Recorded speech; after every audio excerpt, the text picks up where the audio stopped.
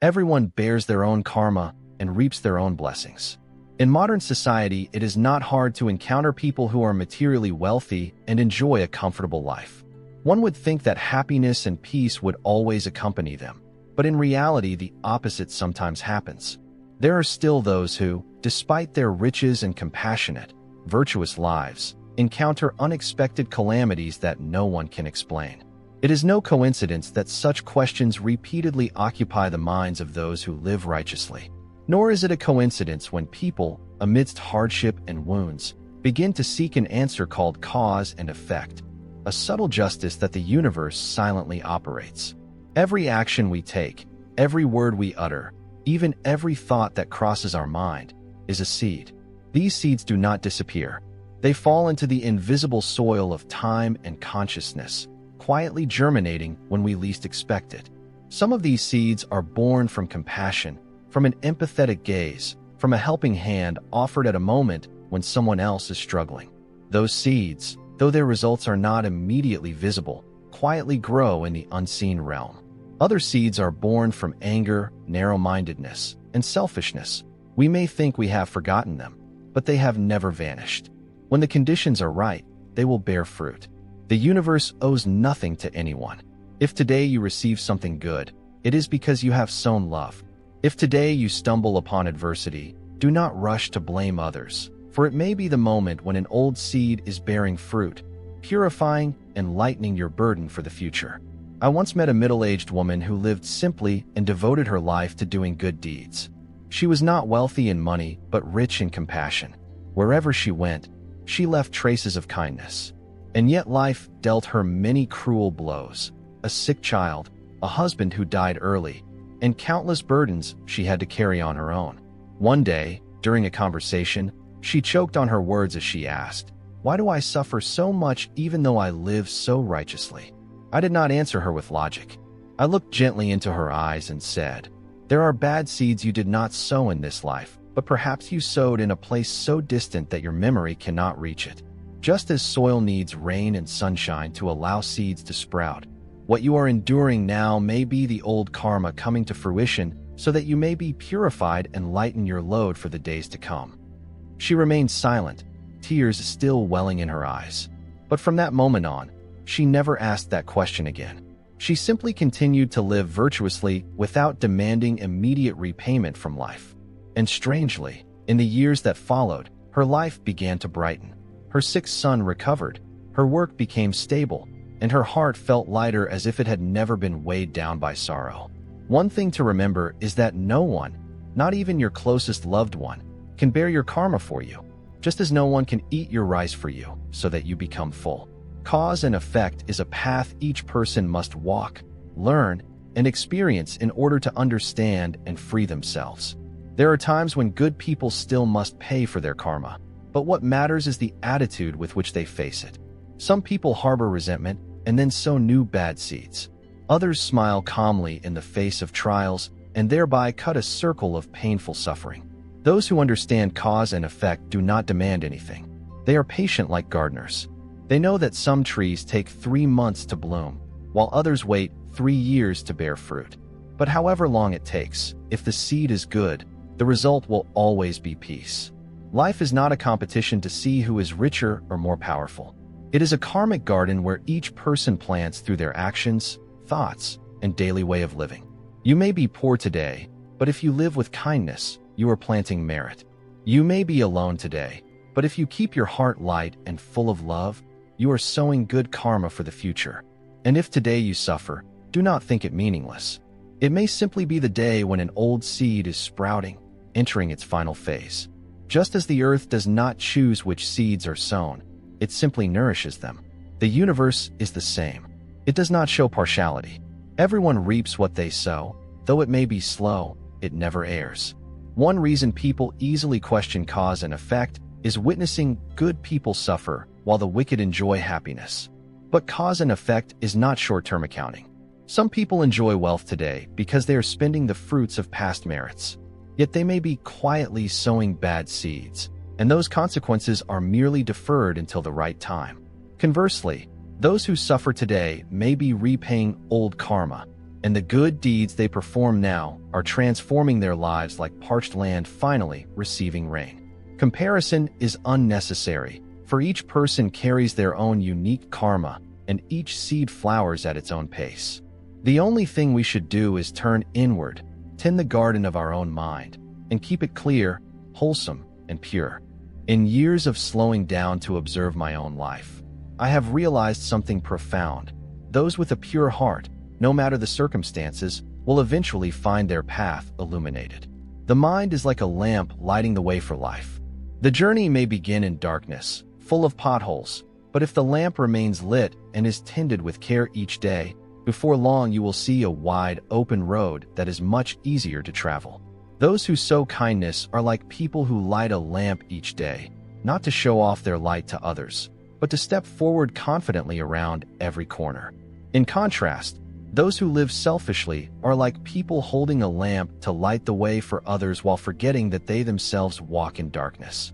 In the end, that light cannot save them. It only entangles them in the reputation of outward goodness, while their inner self has long been weary and empty. To live with blessings is one thing. To preserve and nurture those blessings is far more important. Those seemingly trivial acts are the seeds of goodness that accumulate quietly day by day, and one day they will yield a field full of blossoms and fruit. Have you ever seen an elderly person folding dried lotus leaves into paper fans to give to children? Or a street cleaner silently gathering trash bags under the rain without complaint? Or a mother patiently wrapping meals for the homeless every weekend afternoon? None of them seek fame or television appearances, yet they are sowing the seeds of unconditional love, a blessing so precious that no amount of money can buy it. Slow down.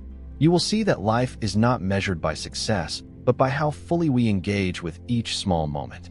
Doing a good deed does not require a grand occasion. It only takes stepping out the door today with a heart lighter than yesterday to perform a small act of kindness.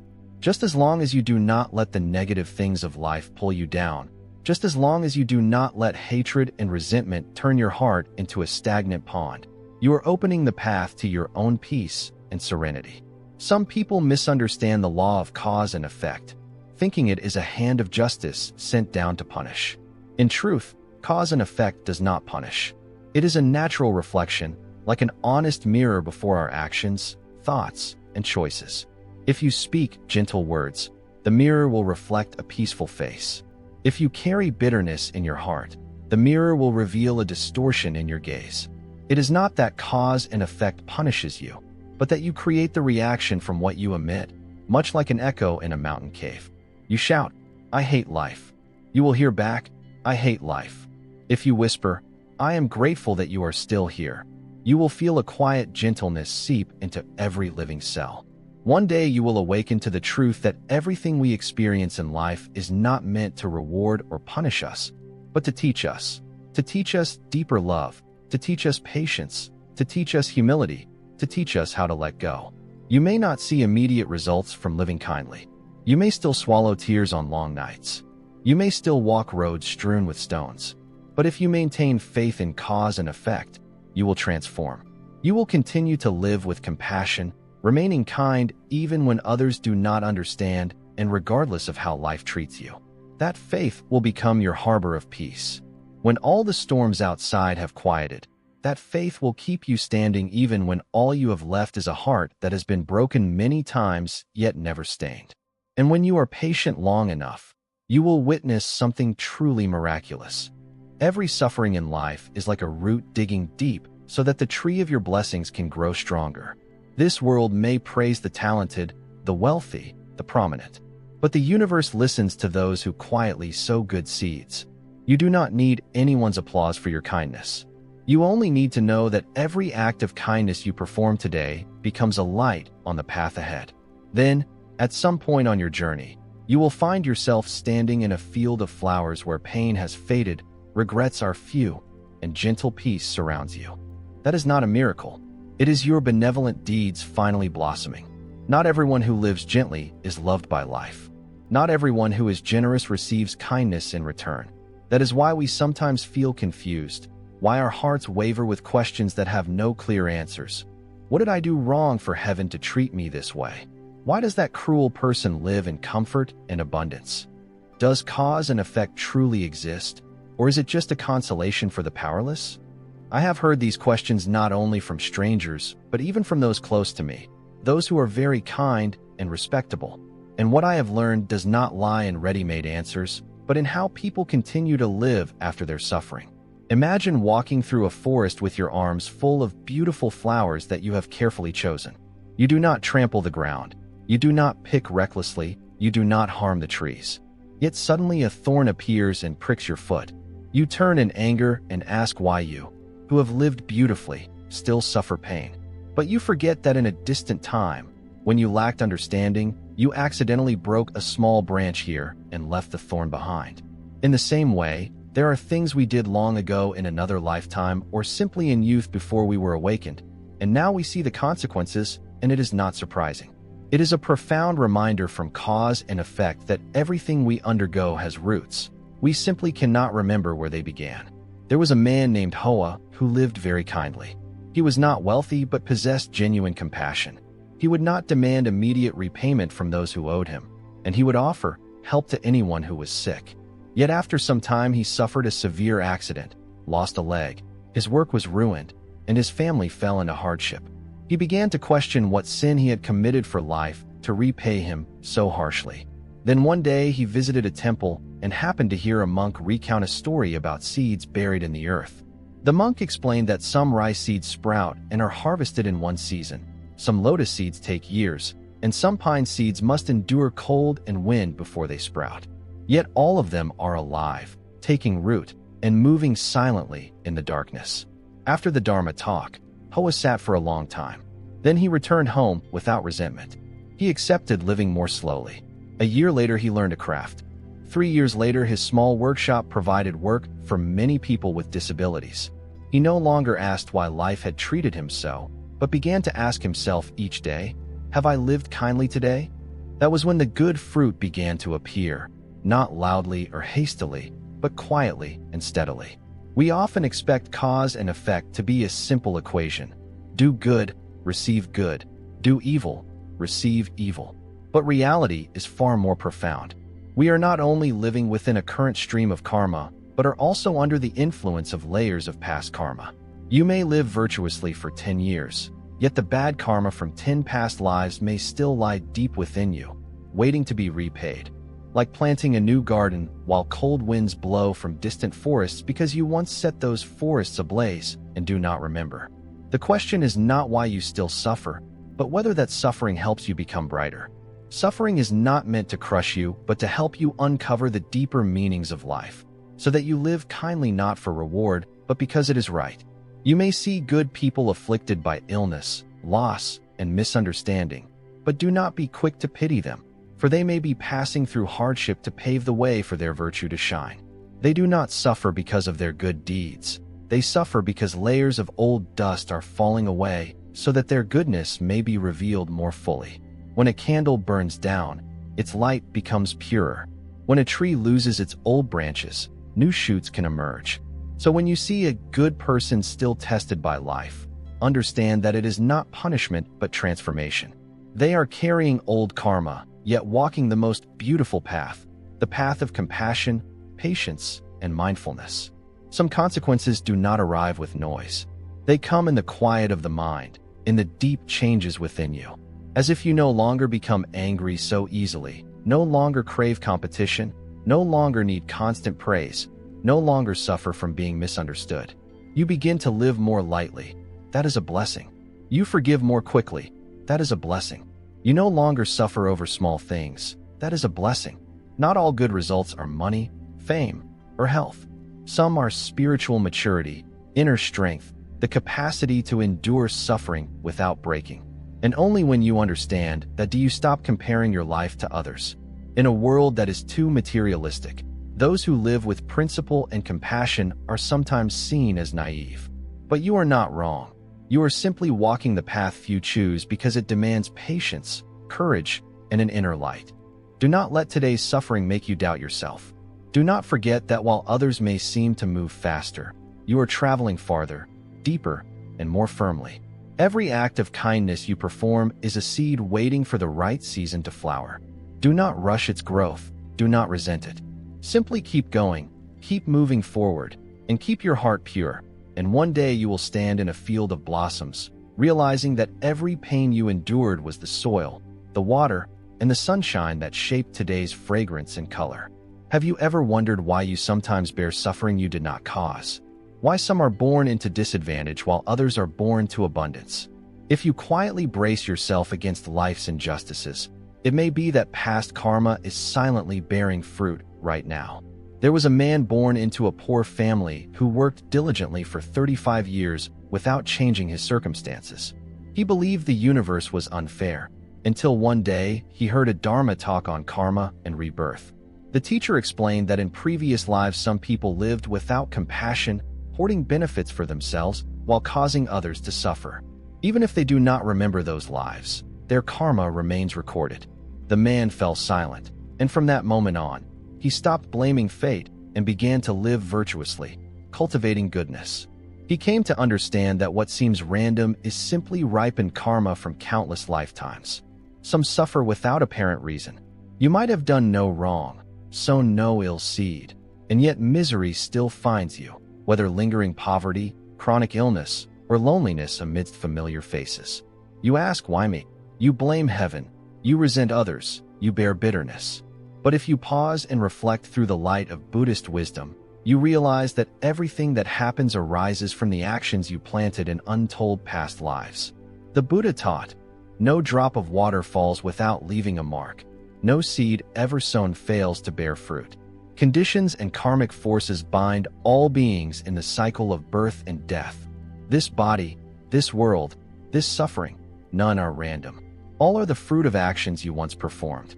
Sometimes those actions happened in this life, sometimes in lives forgotten, sometimes in countless other existences. Whether you believe it or not, cause and effect operate silently. No need for your awakening to set them in motion, no delay until you grasp them. This lifetime is where old debts converge. There are debts of wealth, debts of kindness, debts of resentment, debts born of body, speech, mind, debts formed through ignorance, through delusion, through desire.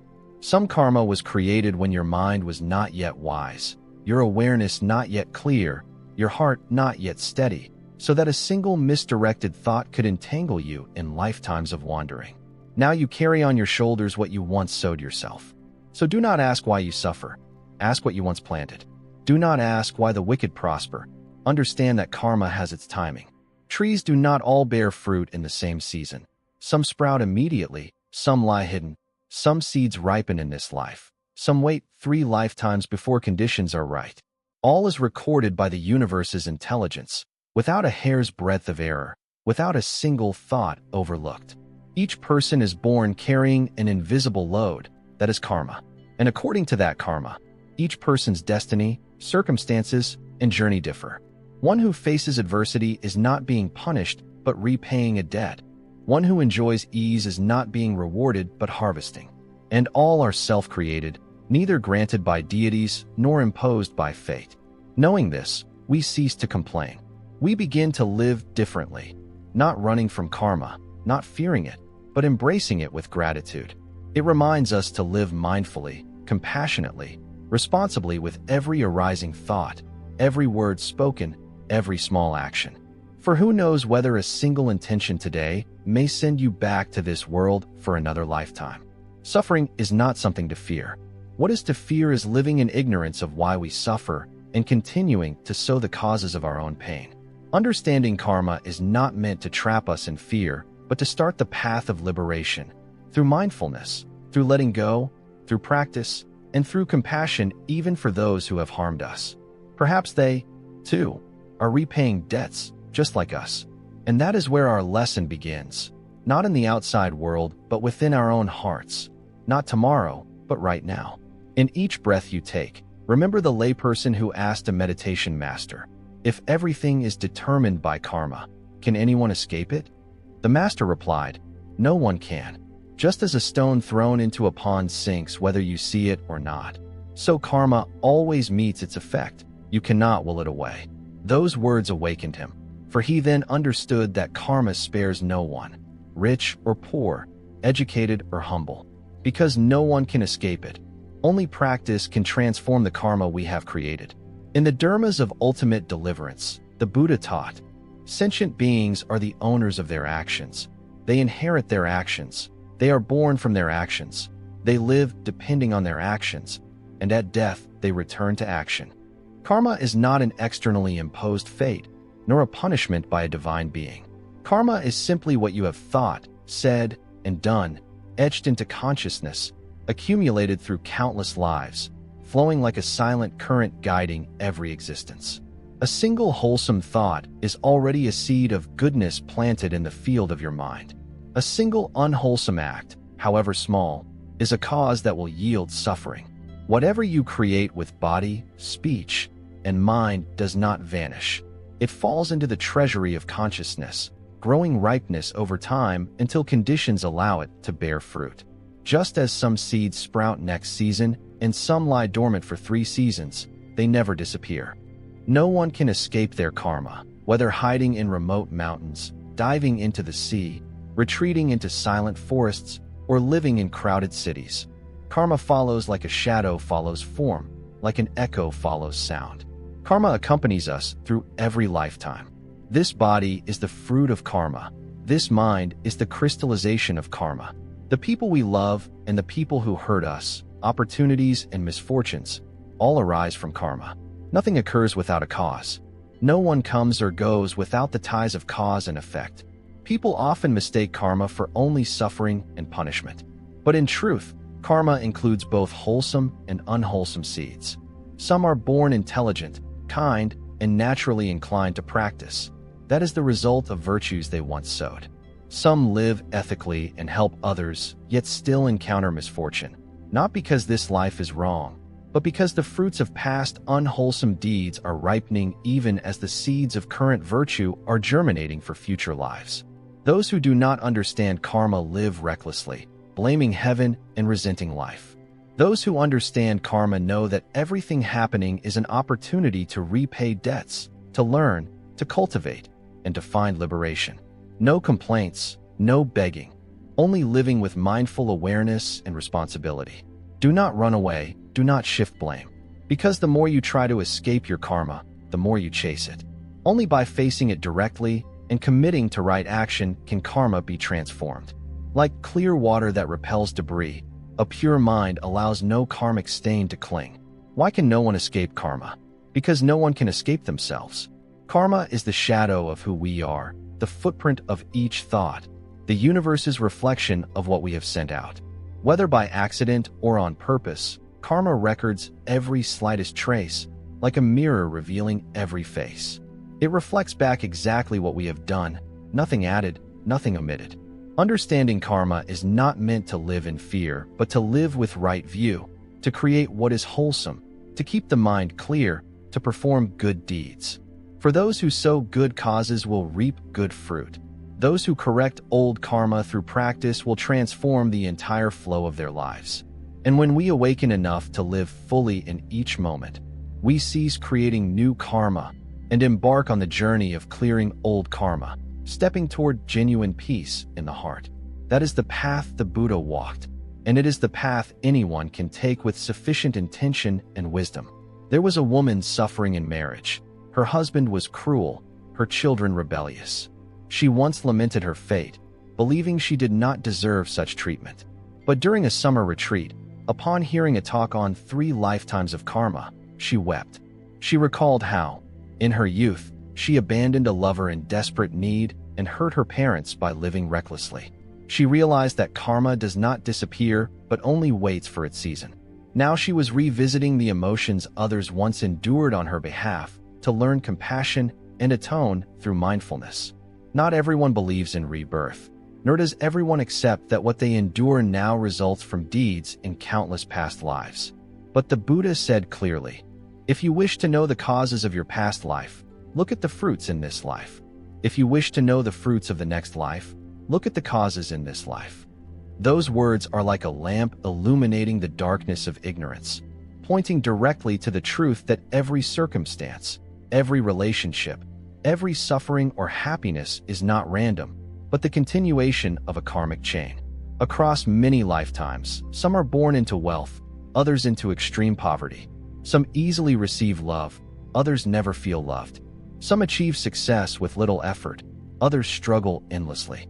Viewed through ordinary eyes, we call this fate, fortune, or injustice. But through the Buddha's wisdom eye, we see clearly. These are the fruits of karmic forces accumulated over countless lives, now ripening and manifesting. Some people spend their whole lives oppressed, betrayed, and wounded without understanding why. Some fall into tragic relationships, love that brings suffering, closeness that leads to rupture. These events are not random, but maybe old karmic connections returning. Perhaps we once inflicted the same pain on someone in another lifetime. And now we meet them again, not to perpetuate hatred, but to settle debts, to learn thoroughly, and to release lightly. Life is a stage of purposeful encounters, and the script of our lives is largely written by the causes we once sowed. Many wonder why the wicked live in comfort while the virtuous suffer. The Buddha did not teach us to judge a life by a single moment. One who sows bad deeds today may yet enjoy good fruits because the merit from past lives still remains. Likewise, one who plants good seeds today may still endure suffering because past bad karma is ripening. Karma is not punishment, but the universe's way of restoring balance. We can evade worldly laws, but we cannot evade the law of karma. Karma does not await our remembrance. It unfolds when conditions are ripe. We may not remember whom we harmed, whom we abandoned, or how much resentment we sowed, but karma never forgets. It lies dormant until the right time, place, and people converge, then quietly appears. It may return as a calamity, a tragic relationship, a painful loss, or a seemingly irrational string of misfortunes. But if we face it with awareness, we realize karma comes not to defeat us, but to help us repay our debts. With this understanding, we live differently. We no longer ask, "Why is this happening to me?" but instead ask, "What should I learn from this?" We do not resent those who hurt us, knowing perhaps we once hurt them first. We do not flee adversity, but accept it as part of the journey of transformation. When we see the deep roots of our suffering, we no longer cling or bind, but know how to let go and live more serenely amid life's uncertainties. Nothing is meaningless. No tear is shed in vain. Every moment of endurance, every act of letting go, every forgiveness is a step toward repaying old debts, lightening our burden of rebirth, and drawing closer to true spiritual liberation. This is the path the Buddha walked. And with sufficient faith and mindfulness, we too can walk this path, beginning with the understanding that what we endure today may be the ripened result of countless past lives. There was a man once very successful in business who suddenly lost everything overnight to a cunning fraud. Devastated, he fell into depression and wandered in spirit. A friend took him to a temple to hear the Dharma. There, the abbot told the story of someone who had deceived and swindled the vulnerable across many lifetimes. In this life, that wealth bore fruit, but now it was time to repay the debt. The man fell silent, and from that moment accepted a fresh start, conducting honest business and helping the poor, knowing that money gained through greed becomes a debt, whereas true merit endures. Wealth comes and goes, possessions arise and perish, commonplace in an impermanent life. But through the eyes of a Buddhist practitioner, wealth is not merely livelihood, but a concrete manifestation of karmic results from countless lifetimes. Some are born into abundance, some remain in lack, some earn what they need yet cannot hold it, like water rushing through a sieve. All of it is governed by the law of karma. Karma related to wealth is one of the heaviest types of karma because it is tied to greed, one of the three root causes of samsara. Some people in past lives practiced charity, helped others, and did not cling to money. So in this life they are born into abundance, never worrying about food or shelter. Others once stole, seized, and deceived in commerce, using deceitful methods for illicit profit. Thus this life they carry debt karma. No matter how much they earn, it is never enough, and they spend their entire lives struggling yet still lack fullness. Some borrowed money without repaying or destroyed others' property, causing great hardship, and so in this life must repay through analogous forms. Accidents, losses, being defrauded, or even being born under the burden of unjust debts. But material debt is not only about external loss. It also manifests as a constant feeling of bondage, anxiety, and insecurity in the mind. Some live in chronic scarcity, always afraid to spend, afraid to live, as if carrying a heavy load at all times. That is a sign of deeply rooted karma related to wealth. Even if they outwardly earn much, inwardly they never feel it is enough. The more they try to hold on, the deeper they sink into suffering. For money does not come to one whose greed has not purified the heart and whose understanding of cause and effect remains unclear. Understanding that wealth is the result of past actions, we no longer envy the rich, nor despise the poor, nor complain when we ourselves fall into lack. We know that each person reaps the fruit of what they have sown. Those with sufficient merit have abundance. Those whose merit has run out experience loss. If someone has merit but does not continue to sow, those blessings will dissipate. If one has no merit but wishes to enjoy blessings, one must borrow, and borrowed blessings must be repaid. This is the cycle of rebirth not only in birth and death, but in every coin and every material debt. A Buddhist practitioner does not avoid money nor worship it. They understand that money is a means, a fruit of past actions, and an opportunity to sow new causes. If poor, they do not lament, but live with simplicity and contentment of heart. If prosperous, they do not boast, but share and give alms. They use wealth to create merit. In Buddhism, merit is not a fixed asset, but an invisible energy that can grow or diminish depending on how we use it. When we use our merit to help others, we not only benefit the world, but also nourish our own merit manyfold. This is the natural law of cause and effect. True sharing never depletes blessings. Rather, it deepens them. Many mistakenly think merit is like a treasure that diminishes as it is used. However, in Buddhism, merit is not finite. It can multiply through generosity, compassion, and virtuous deeds.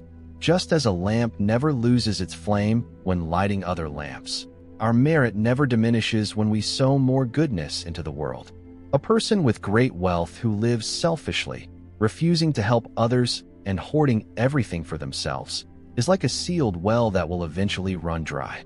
Conversely, one who opens their heart to help others materially and spiritually is like an ever-flowing stream that never empties.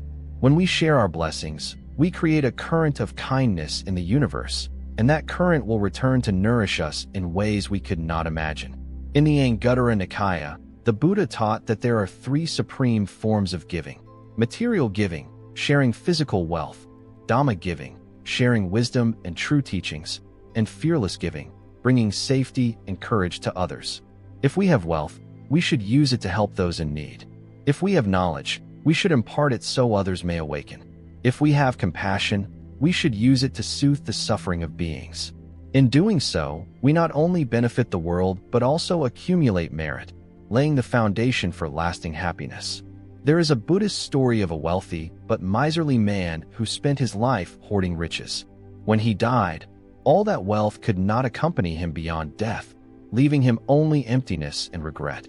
In contrast, a poor man who spent his life performing small acts of kindness, offering a meal or a comforting word, was reborn in a blissful realm, enjoying a happy existence thanks to the merit he had cultivated. This story teaches that merit is not measured by the amount of money we have, but by how we use it to benefit others. So we should know how to share while we can. Do not wait until you have plenty to help, for kindness does not require wealth to be practiced. A smile, a kind word, or a gentle gesture are also ways to sow merit. When we live for others, we beautify the world and cultivate favorable karmic conditions for ourselves. Ultimately, sharing is not merely an action but an attitude toward life. When we regard merit as a flowing river rather than a personal hoard, we live in true peace and authentic abundance, rich in heart, in compassion, and in endless blessings. Speaking of Buddhism is to speak of the law of cause and effect, karma. It is a principle for which humans must take responsibility. It is not determined by deities. People are born different in every respect, some beautiful, others plain, some wealthy, others poor, some healthy, others disabled, some intelligent, others less so. All are governed by the law of cause and effect over many lifetimes, from the past into the present and extending into future lives. This law pervades all things. Without understanding the teaching of cause and effect, many chase fame and material gain, competing and even harming one another, thereby creating unwholesome actions and suffering the corresponding results. Those who understand karma never seek happiness through greed, selfishness, or cruelty. They constantly sow wholesome seeds, benefiting others, dedicating their efforts to the welfare of beings. Whether life brings happiness or suffering is entirely of our own making. With this understanding, we no longer blame others or complain about fate. When one speaks of Buddhism, the first thought is often the law of karma, a timeless truth pointing out that every action, word, and thought today leaves an imprint and will yield results in the future, whether in this life or many lives to come. Understanding the law of cause and effect allows people to live with ease, without blaming others, lamenting life, or reproaching heaven. Each person will reap exactly what they have sown. No one can suffer in our stead, nor can anyone grant us blessings unless we ourselves strive to cultivate virtue and walk the right path. From this awareness, we become free, no longer bound by prejudice or destiny, and can consciously transform our lives in a positive direction. Cause and effect is not punitive, but a fair and compassionate lesson from the universe. It encourages us to live virtuously, nurture compassion, and help build a harmonious, just, and loving society. When each individual sows wholesome causes, the whole community will enjoy sweet results. Thus, understanding and living according to cause and effect is the key to opening the door to genuine happiness. This is the path the Buddha and the Bodhisattvas walked, leaving a light to guide all beings across the sea of suffering toward the shore of peace. A vegetarian couple who recited Buddha's name and refrained from killing any living being for 40 years nevertheless fell into hell after death. The story shocks everyone and reveals the workings of karma across 3 lifetimes. On the surface, the couple appeared deeply spiritual.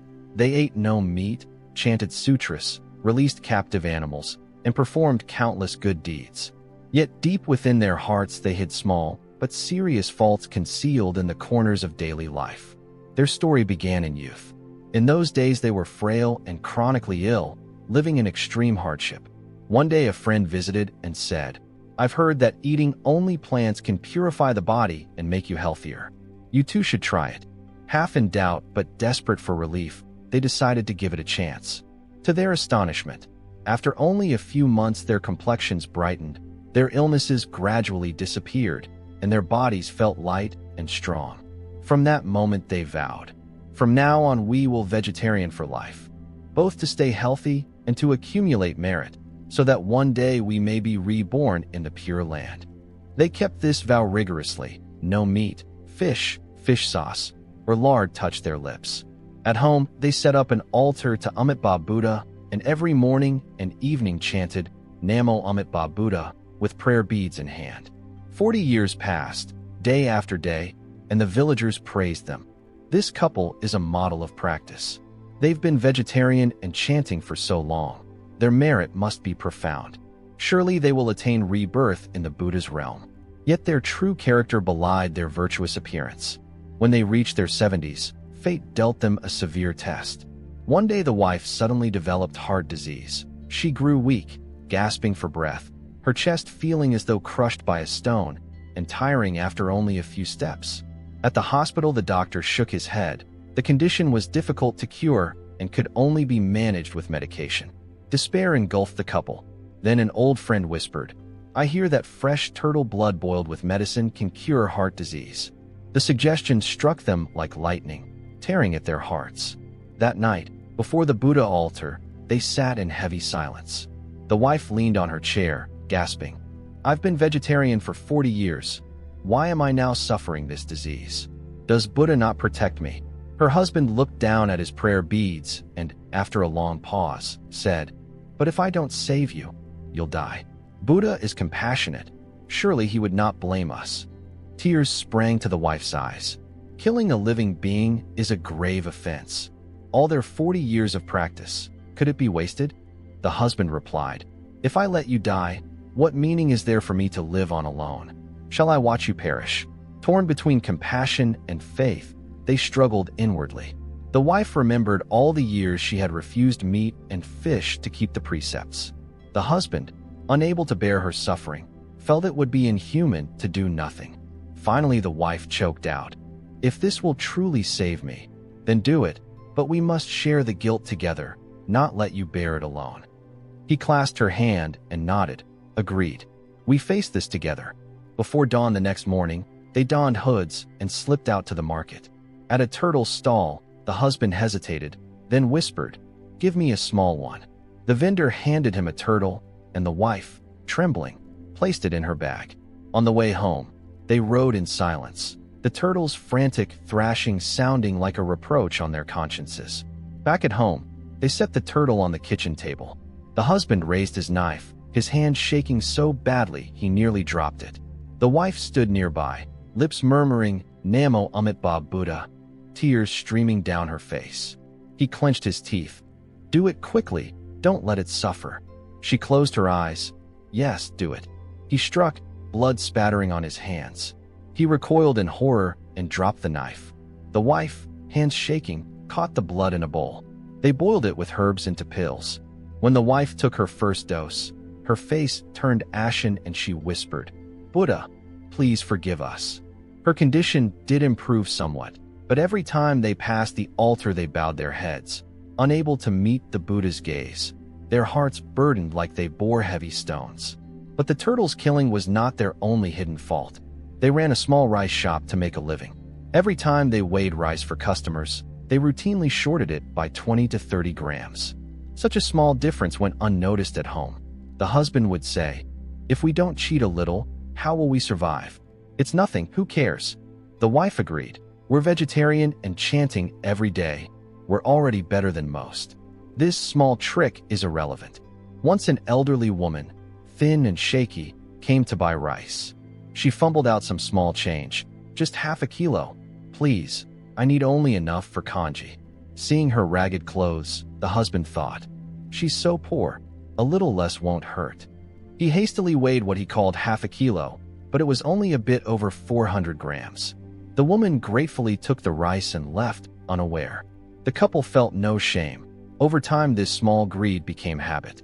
They never realized that even this tiny avarice was quietly eroding their merit. Their cruelty extended even to small creatures in their home. They placed offerings of rice before their altar, but a gecko would sometimes crawl up to steal a grain. At first, they simply shooed it away, but as it persisted, they grew irritated.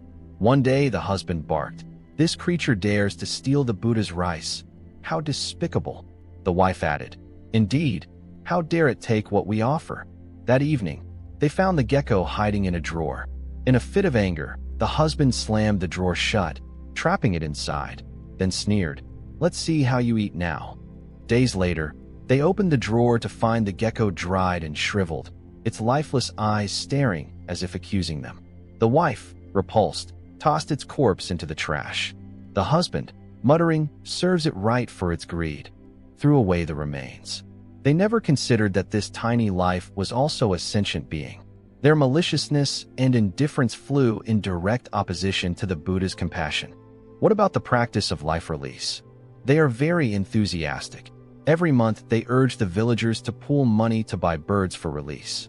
Standing in the fields, they chant sutras with solemn faces as they free each bird from its cage. But they fail to notice that those birds, cramped in tiny cages for days, are terribly weakened.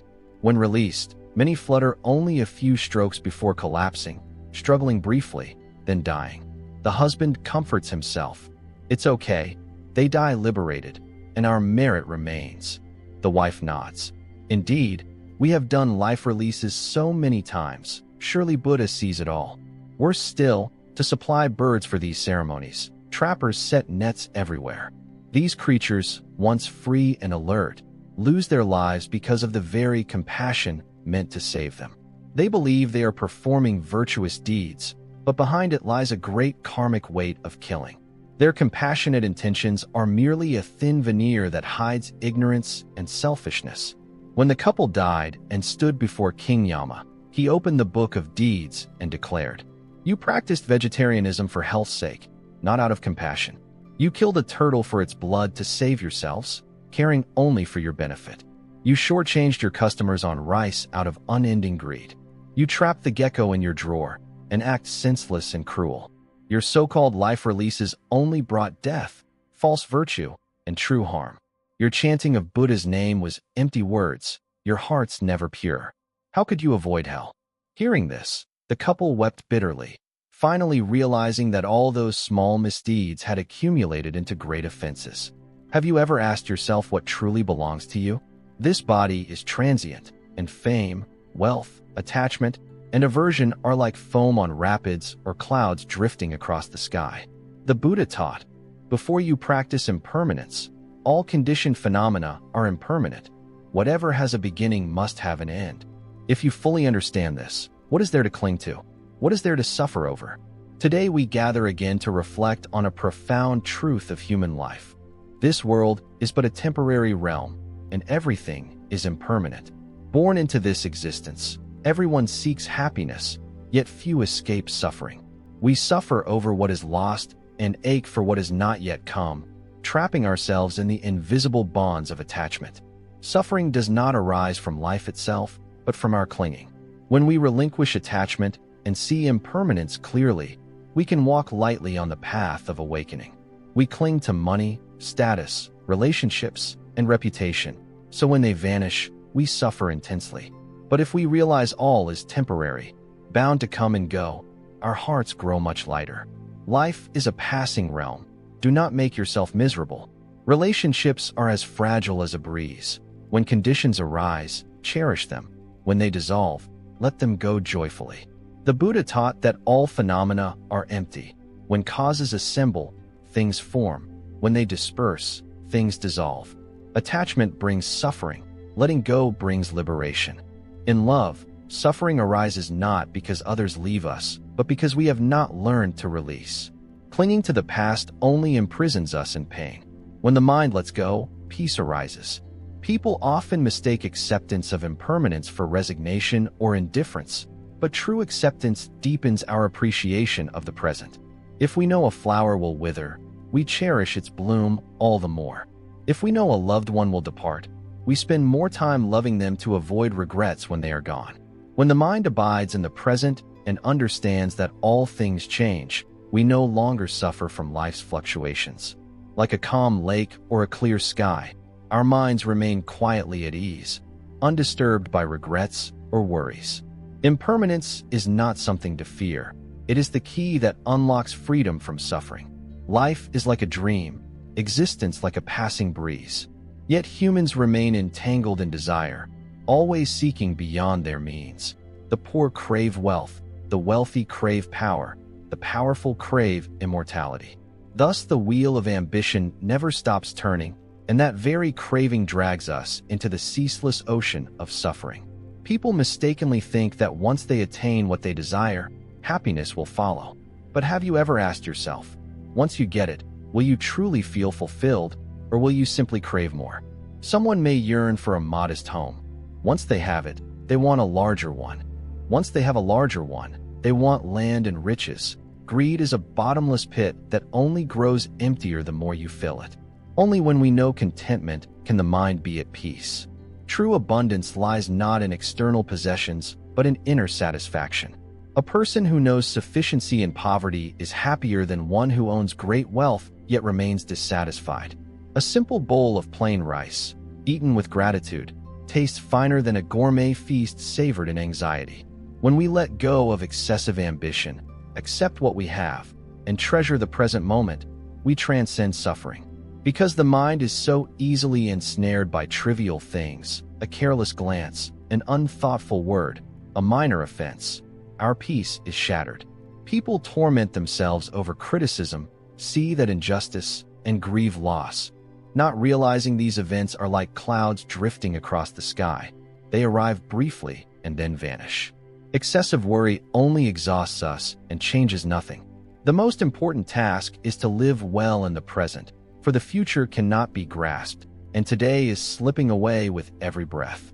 The future has not yet come, but if we live well today, tomorrow will naturally fall into place. Fame, relationships, past and future, these are but waves in the mind. When we cling to them, we become like a small boat tossed by storms, finding no safe harbor. But if we learn to let go and accept the coming and going of all things as natural, no matter how fierce the winds, our minds remain serene like an autumn lake. When conditions come, greet them with joy. When they depart, release them gently.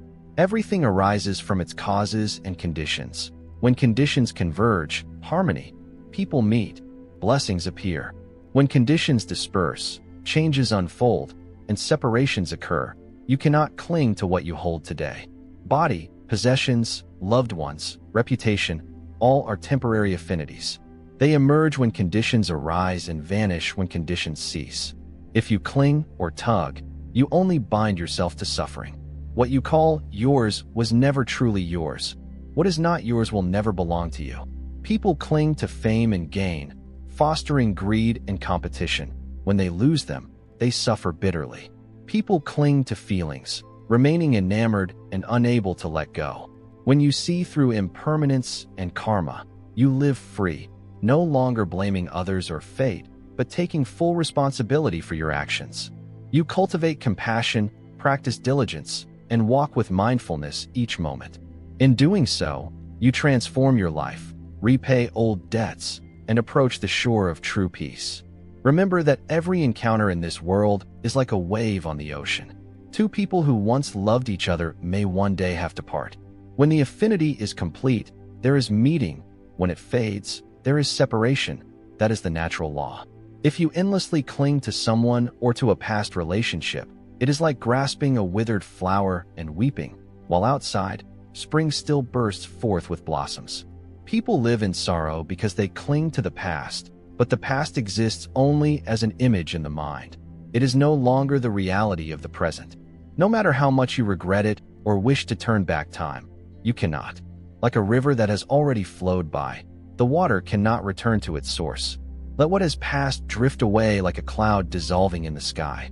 People worry ceaselessly about the future, yet the future has not yet come. Why bind our minds with what has not happened? A seed buried in the earth will sprout when the right conditions arise. Anxiety and fear will not make it grow faster. They only burden our hearts. Live fully in each moment of the present. When conditions arise, receive them with joy and treasure what you have. When conditions pass away, let them go gently, without regret or complaint. Just as a flower blooms in spring and quietly falls in autumn, without suffering or attachment, so too, if you learn to release, your mind will naturally find peace. If you no longer cling, this life will feel as light as drifting clouds. Light the lamp of your own wisdom so that even in this transient world, your mind remains as still as an autumn lake, unmoved, unshaken, passing through gains and losses, meetings and partings with equanimity. Understand cause and effect and live in peace. Nothing in life happens by chance. Everything we experience, whether happiness or suffering, has its cause. The law of cause and effect operates naturally, favoring no one and sparing no one. If we live kindly and sincerely, we will receive peace. If we live selfishly and harm others, we will encounter misfortune. Karma is not meant to punish, but is simply the natural functioning of life. When difficulties arise, we tend to complain and blame. Instead of asking, "Why do I suffer?" we should ask ourselves what we have done to bring about this result. By understanding this, we will reduce resentment and learn to change ourselves, creating a better future. A person who lives in anger and jealousy will encounter nothing but trouble. A person who learns love and generosity will gradually find life easier. Life is always changing. Nothing lasts forever. What we have today may be lost tomorrow. But if we understand cause and effect, we will no longer cling or worry excessively. We will realize that losing something may simply mean its causes have run their course, and instead of suffering, we learn acceptance. When an affinity arises, we welcome it. When it dissolves, we let it go. Living in harmony with karma means adjusting ourselves, living virtuously, appreciating what we have, and accepting what cannot be changed. When we understand this, our worries lessen, and we find peace in our own hearts. Letting go brings lightness to the mind. Letting go does not mean losing, it means liberation. Those who do not understand the Dharma think relinquishment means abandoning what belongs to them, suffering loss. But in Buddhist teaching, letting go does not mean abandoning life. It means releasing the bonds of the mind. Letting go does not mean becoming indifferent or cold toward life. It means living amid life without being bound by sorrow or anxiety. Sentient beings suffer because of attachment to possessions, reputation, emotions, the past, the future. All of these are invisible chains that bind humans. Clinging, holding on, and fearing loss only weigh the mind down with anxiety. The Buddha taught that if you wish to find peace, you must first learn to let go. Let go of craving, let go of anger, let go of ignorance, so that the mind may be free. When the heart is no longer disturbed by desire, anger, or resentment, it naturally becomes light and serene. To let go, we must first contemplate the nature of all things. Everything in this world arises from conditions, and when those conditions end, everything dissolves. Nothing truly belongs to us forever, and nothing remains unchanged. Like flowing water or clouds in the sky, all is temporary, coming together, then dispersing. If we understand this, we will cease to cling, and we will not suffer when something in life departs. Contemplating impermanence is also a practice of letting go. Impermanence is the essence of this world. This body is impermanent. Possessions are impermanent. Relationships are impermanent. Today we may be wealthy. Tomorrow we may be penniless. Those we love today may not be with us tomorrow. If we cannot accept impermanence, we remain trapped in suffering. But if we see that all things inevitably change, we will no longer fear or grieve loss. In life, we often suffer because we always want more than we have. But when we know contentment, we will no longer chase externals and lose our inner peace. Contentment is not accepting life without effort, but appreciating what we have and refusing to let endless desires control us. One important factor in practicing letting go is to cultivate a heart of compassion. When the heart overflows with compassion, we no longer cling to anger or resentment. We no longer hate those who hurt us. One who holds on to hatred binds themselves in suffering. By forgiving, we not only free others, but also liberate ourselves. Knowing love and forgiveness, our hearts grow lighter, no longer tormented by attachments. Letting go is not accomplished in a single moment. It is a persistent practice in daily life. Each day we contemplate and recognize what is unnecessary, and we gradually release it, feeling lighter bit by bit.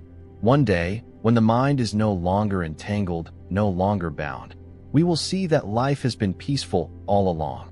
Life itself is but a transient realm, like clouds drifting across the sky or water flowing over a stream. All things will pass. What we strive to hold today may vanish tomorrow.